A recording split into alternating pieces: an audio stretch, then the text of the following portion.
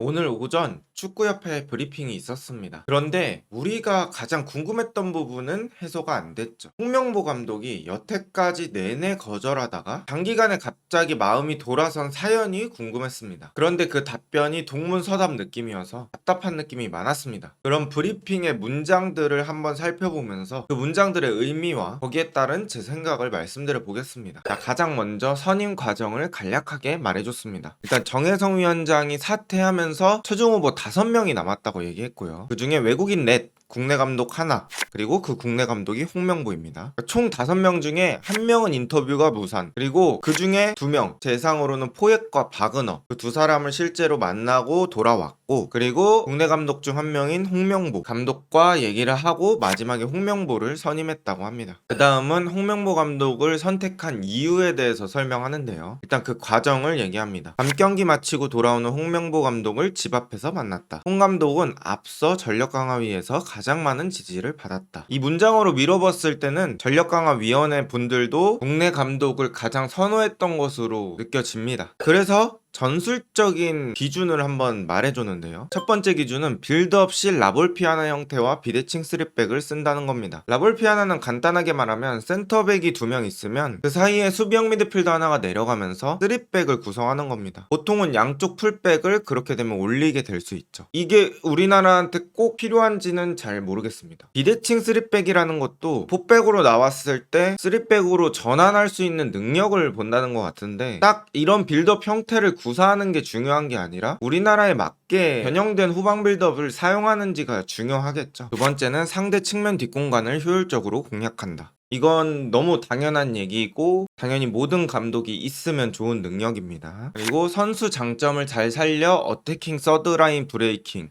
카운터와 크로스, 측면 콤비네이션 등 다양한 좋은 모습을 보여줬다. 간단하게 말하면 공격 루트가 다양하고 선수를 잘 본다, 이런 느낌으로 얘기를 한 것 같은데, 이것도 그냥 기준 중에서는 잘하는 감독이면 대부분 다 충족을 하겠죠. 그리고 이제 협회는 이거에 주목을 했던 것 같은데, 작년 기회창출 리그 1위, 빌드업 1위, 압박 강도 1위, 활동량 10위는 효과적인 경기를 뜻한다. 울산이 작년에 우승팀이었기 때문에 아마 이런 지표들 자체는 되게 높을 겁니다. 즉 리그에서 가장 잘하는 감독을 선택했다는 의미가 되겠죠. 그리고 이제 U20, U23 지도자를 했던 것도 반영이 됐고, 협회 전무 행정 경험, 요것도 반영이 된 것 같습니다. 그래서 이 대표팀의 연속성을 강화하는 데 큰 도움이 될 것이다 라고 했는데, 지금 스페인의 데라푸엔테 감독이라고, 그 감독이 19세, 21세 올림픽 대표팀을 차례로 맡은 다음에 국가대표팀 감독을 맡았거든요. 그러면서 지금 유로에서 성적이 나오고 있는데, 그런 식의 연속성을 한번 기대해본다, 이런 것 같습니다. 두 번째는 리더십입니다. 결국에는 이제 원스피릿 얘기를 하는데요. 홍명보 감독이 인터뷰할 때나 뭐 라커룸에서 얘기하는 걸 들어보면 성격이 조금 강한 것 같아서 그런 것들이 선수단 기강을 잡는 데는 확실할 것이다 라고 생각을 한 것 같습니다. 그리고 또 K리그 우수선수 발굴,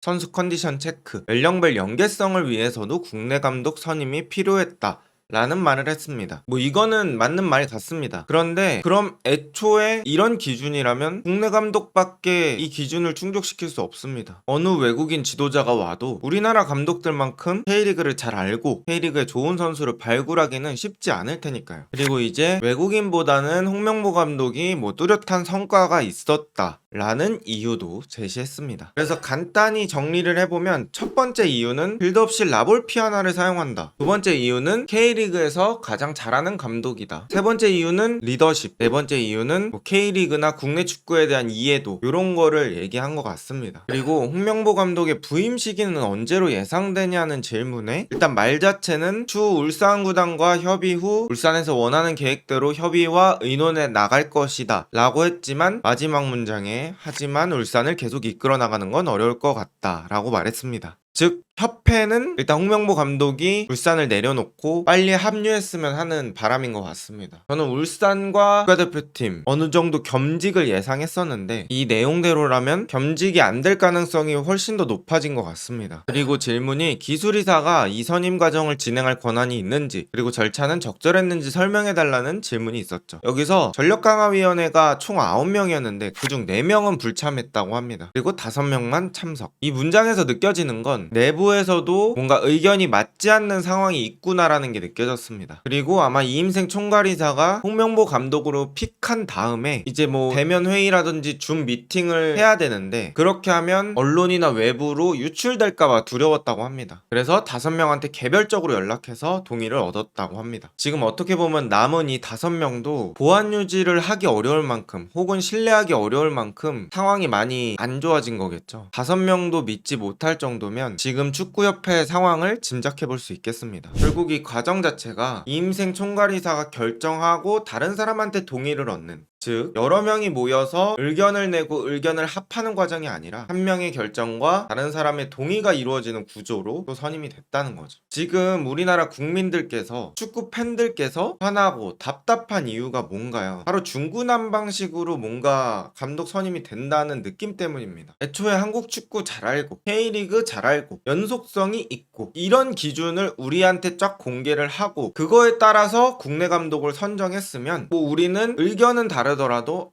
이런 이유로 했겠구나 라고 생각을 할 겁니다. 근데 뭔가 홍명보 감독을 결정하고 그거에 대해서 이유를 맞추려고 하는 느낌이 너무 많이 들었습니다. 이제 그래서 결심 과정에 대해서 조금 더 자세히 말을 해달라고 하니까 이제 홍명보 감독이 아닌 다른 후보들을 왜 제외했는지를 설명해 줍니다. 첫 번째 감독은 롱볼 후 빠른 서포트로 경쟁하는 축구였다고 하는데요. 그러니까 롱볼을 찬 다음에 거기서 떨어지는 세컨볼을 다른 선수들한테 빨리 경합을 시켜서 하는 축구였기 때문에 의문이 있었다고 합니다. 아무래도 이런 방식은 요즘에는 많이 사용되지 않는 방식이긴 합니다. 제가 이해가 안 갔던 건 두 번째입니다. 한 분은 하이프레싱과 인텐서티 프레싱에 대한 철학이 있었다라고 합니다. 말은 좀 어렵겠지만 하이프레싱은 높은 지역까지 가서 압박을 하는 거고, 인텐서티 프레싱은 강한 압박을 얘기하는 것 같습니다. 근데 이거는 요즘에 엄청 많이 하는 거거든요. 그러면서 이제 협회는 벤투처럼 빌드업하고 기회 창출을 하려는 감독을 원한다고 얘기를 했습니다. 일단 그럼 벤투랑 왜 헤어졌는지가 저는 일단 먼저 떠올랐고요. 두 번째는 프레싱에 대한 철학을 가진 분의 축구를 우리 선수들에게 요구하는 게 맞는가? 수비 라인을 너무 끌어올리다 보면 중동 국가의 카운터 어택을 맞은 어려움이 있는데 이를 극복할 수 있을까? 라는 말을 했습니다. 근데 빌드업 축구도 요즘에 빌드업 축구 할 때는 대부분 풀백도 올려 쓰고 센터백도 높은 위치까지 올라와서 빌드업을 하기 때문에 카운터 어택에 대한 리스크는 빌드업 축구에도 있습니다. 그리고 카운터 어택을 맞는 게 대상이 중동 국가라는 게 어떻게 보면 현실적이고 어떻게 보면 아직까지도 우리 축구에 대한 자신이 없구나 라는 게 느껴졌습니다. 그리고 마지막으로 울산 팬들에게 할 말이 없냐고 물어봤을 때 입이 10개라도 할 말이 없다. 그리고 울산 구단에서 홍명보 감독을 보내주기로 약속했기에 감사하고 죄송하다. 울산 팬들에게 사과와 죄송하다는 말씀을 드린다. 앞으로 울산 축구 응원하겠다. 이런 말을 했습니다. 사실 잘하고 있는 감독을 데려가면 팬들 입장에서는 정말 당황스럽거든요. 그냥 뭐 미안하다고 하면은 이 상처가 회복이 될지, 이런 부분은 정말 막무가내가 아닌가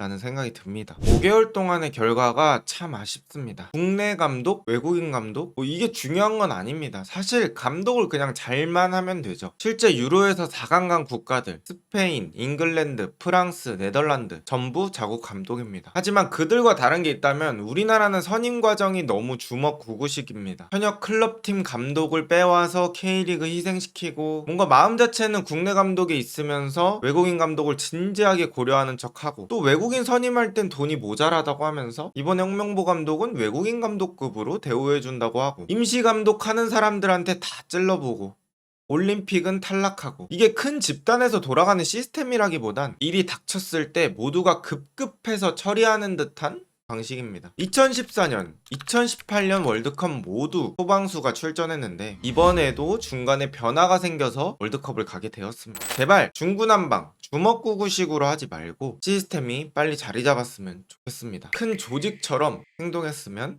좋겠습니다.